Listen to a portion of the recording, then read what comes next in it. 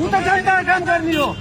जनताले प्रत्यक्ष निर्वाचित गरेको मान्छेले तपाईँले मलाई किन धकाल्नु भएको भाइ? यो पुष्टि किन यहाँ भिड गरेको देख्नु छैन? कसले भिड गरेछ? तपाईँलाई भाइ यो पुष्टि तपाईँले किन मलाई पुष्टाउनु भएको? मैले पुष्ट गरेँ भने तपाईँको हालत के होला? तपाईँले न्यु खोज्नुहुने एउटा जनताले प्रत्यक्ष निर्वाचित गरेको व्यक्तिको अहम यो हो। यत्रो भिड भइरहेको छ, भिडमा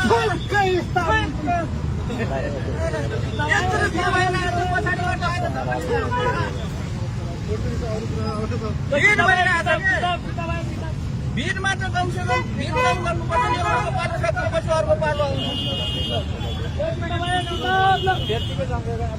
भिड मैले भनेको पालो पालो आऊ भनेर आफ्नो काम गरेर जानु भएको राम्रो काम हो, सपोर्ट गर्छु।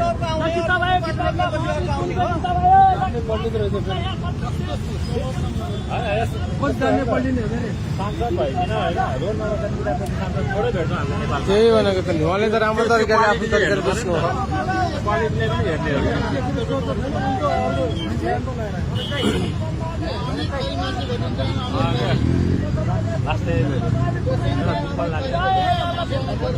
किताब चाहिँ किन्नै पर्यो क्या?